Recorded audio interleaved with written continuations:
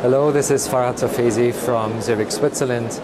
I love performing cross-linking, and as you may know, cross-linking for keratoconus is, after 15 years of clinical application, an established technique, and we rather talk about details of refining the method. Something we are much more excited about in the past 3 years is a new indication for cross-linking, which is infectious keratitis.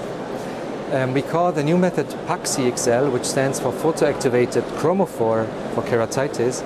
And cross-linking seems to be extremely effective in killing various pathogens like bacteria, but also fungi. And if you look at the incidences of keratoconus and infectious keratitis, you will understand our enthusiasm. Infectious keratitis is a global threat to vision, is one of the leading causes of blindness. And if we talk about countries like India, we speak about several millions of new cases every year. So cross-linking might have a new field that is much bigger than keratoconus as a rare disease can ever be.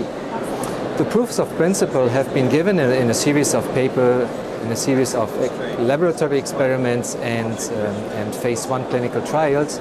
And we are now setting up a large prospective multi-center trial involving 16 sites in 14 countries spread over 4 continents to show the effect of PAC-CXL as a first-line treatment in early corneal infiltrates and small ulcers up to a diameter of 2 millimeters.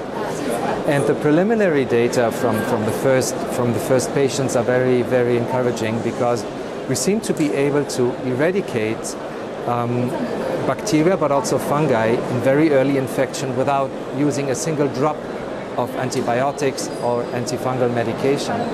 So the trial will run and probably take another 12 to 15 months to complete, but we are confident to look at the results latest by the next ESCRS, which will be held in Barcelona in September 2015.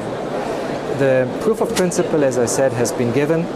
We are able now to kill 98 to 99% of bacteria like multi-resistant Staph aureus in as little as 2.5 minutes. So our dream, of course, would someday to see this technique taken out of the operating theater into the consultation, into the practice of the common ophthalmologist, and treat the disease as early as we can in the stage of corneal infiltrate or early ulcer, and arrest the disease at a very early level. It could be less time consuming, much more efficient, less expensive as a treatment of first line than anything we have right now in the field. And our dream is to get this out to the ophthalmologist, to the area of greatest need, which would be developing countries and remote areas.